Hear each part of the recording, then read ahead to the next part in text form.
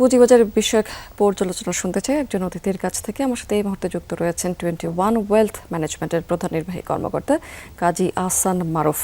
জনাব মারুফ, আপনাকে স্বাগত জানাচ্ছি আমাদের সাথে যুক্ত হবার জন্য। আপনি নিশ্চয়ই আমাকে শুনতে পাচ্ছেন? জি, আসসালামু আলাইকুম। আমি আসলে সাউন্ড ঠিকমতো পাচ্ছি না। আচ্ছা, আপনি যদি আমার প্রশ্নটি শুনে থাকেন তাহলে আমরা আসলে আলোচনায় ফিরতে পারি। সেটি হচ্ছে, কিছুক্ষণ আগে যেমনটি বলছিলাম যে বিএসইসি একটি সিদ্ধান্ত নিয়েছে যে লেনদেন নিষ্পত্তির সময় কমিয়ে আনার একটি উদ্যোগ নিয়েছে তারা। এই উদ্যোগকে আসলে আপনি কিভাবে দেখছেন এবং এর প্রভাব কিভাবে পড়তে পারে আমাদের বাজারে, এবং বিনিয়োগের চেয়ে ট্রেডিং এর দিকে যদি ঝোঁক বাড়ে সেক্ষেত্রে হিতের বিপরীত হওয়ার কোনো আশঙ্কা আপনি দেখছেন কিনা? জি, T+1 যে মেজারমেন্টটা নিতে চাচ্ছে বাংলাদেশের রেগুলেটর, এটা আসলে সবচেয়ে পজিটিভ ইম্প্যাক্ট হচ্ছে যে মার্কেটে অনেক লিকুইডিটি বাড়বে। এখন আমরা শেয়ারটা বাই করলে যেহেতু আমাদের 2 দিন ওয়েট করতে হয়, সো গোয়িং ফরওয়ার্ড এটা আমরা একদিন পরেই এটা ম্যাচিউর হয়ে যাবে। সো মার্কেটে অনেক টার্নওভার আমরা দেখতে পারবো।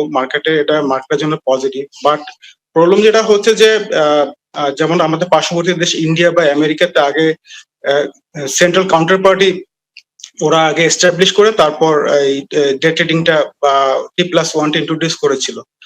সো সো এখানে একটা সেটেলমেন্টের রিস্ক থেকে যায়। সো আমরা আসলে সিসিপি ছাড়াই আগে T+1টা ইমপ্লিমেন্ট করে যাচ্ছে, যেটা হয়তো বা অনেক ব্রোকার বা হাউস আছে যারা আমরা এখনো প্রিপেয়ার্ড না। সো যেহেতু এখন সেটেলমেন্টের টাইম পিরিয়ড শর্ট হয়ে যাচ্ছে, এটা আসলে খুবই একটু উদ্বেগজনক। বাট আমি আশা করি যে সিসিপিএলটা যদি খুব দ্রুত ইমপ্লিমেন্ট করে ফেলে, যেটা আসলে 7 বছর ধরে এখনো নন অপারেশনাল, তাহলে হয়তো বা এটা অনেক বেশি ফাংশনাল হবে এবং মার্কেটের জন্য অনেক পজিটিভ হবে। কাজী মারুফ, যেহেতু আমরা আসলে প্রিপেয়ার্ড না বা প্রস্তুত না, সেক্ষেত্রে হয়তো এই উদ্যোগটি কিছুটা হলেও আমাদের বিভ্রান্তি করবে। আরেকটি বিষয়, যে স্ক্রিপ্ট নেটিং এর কথা বলা হচ্ছে, আমাদের পুঁজিবাজার কি এই ক্ষেত্রে প্রস্তুত কিনা, এবং অনেকেই কিন্তু আশঙ্কা করছেন যে এর ফলে সাধারণ বিনিয়োগকারী যারা আছেন তারা ক্ষতিগ্রস্ত হবে। সেক্ষেত্রে আপনার বিশ্লেষণ কি? স্ক্রিপ্ট নিটিং এটাও একটা পজিটিভ দিক। এটা আসলে মার্কেটে অনেক লিকুইডিটি বা টার্নওভার বাড়াবে। এখন সমস্যাটা হচ্ছে যে আমাদের যে ঢাকা স্টক এক্সচেঞ্জে যে ট্রেড হয় তার 7 থেকে 8% ট্রেডটা হচ্ছে রিটেল ইনভেস্টররা করে। এবং রিটেল ইনভেস্টররা আসলে যখন আসে তাদের মধ্যে একটা সিংহভাগই হচ্ছে যে অনেক নাইভ ইনভেস্টর। তারা অনেক ক্যালকুলেশন বা অনেক চিন্তা ভাবনা করে যে টাইম এফোর্টটা দেওয়ার দরকার সেটা হয়তো বা দেওয়ার সুযোগ থাকে না। সো সেখানে একটা কনসার্ন থাকে যে স্ক্রিপ্ট মিটিং তারা যদি আগে থেকেই অনেকে আছে যারা নাইভ ইনভেস্টর, তারা যদি ইমপ্লিমেন্ট করে বা সেটা ইউজ করে বাই সেল করার চেষ্টা করে, তাহলে সেই ক্ষেত্রে একটা রিস্ক থেকে যায়। বাট এই জন্য আসলে আমাদের যেটা দরকার সেটা হচ্ছে যে প্রফেশনাল ফান্ড ম্যানেজমেন্ট বা প্রফেশনাল যে ইন্ডাস্ট্রি আছে সেইখানটাতে আমাদের অনেক ফোকাস দিতে হবে। যে ডাইরেক্ট ইনভেস্টিংটা সবসময় রিস্কি। সো মানুষ যাতে এনকারেজ থাকে যে একটা প্রফেশনাল ফান্ড ম্যানেজমেন্টদের কাছ থেকে ফান্ডটা দিয়ে তারা যাতে পোর্টফোলিও ম্যানেজ করতে পারে, রাদার দেন ডিরেক্ট ইনভেস্টিং করার চাইতে আমার মনে হয় ওইখানটাতে একটু ফোকাস দেওয়াটা জরুরি বেশি। জি মারুফ, আরেকটি বিষয় যে আমরা তো গত কয়েক মাসের পর্যবেক্ষণ থেকে আমরা যেটি দেখছি যে পুঁজিবাজার কিন্তু কিছুটা গতিশীল হয়েছে, কিন্তু একই সময় দুর্বল ভিত্তির কোম্পানির দামও কিন্তু কিছুটা বেশ বেড়েছে পাশাপাশি। এটি কি আসলে ভালো বার্তা কিনা পুঁজিবাজারের জন্য? আসলে আমাদের পুঁজিবাজারে এই বছরের শুরু থেকে একটা আমরা ইলেকশন ছিল, ইলেকশনের পরে একটা পজিটিভ মোমেন্টাম দেখেছি। সো ইন্ডেক্স যদি আমি চিন্তা করি যে পুরো বছরে 20%-এর মতো ইন্ডেক্স রেজ করেছে, এটা আসলে একটা কনফিডেন্স রেস্টোরেশনের একটা ইস্যু এখানে।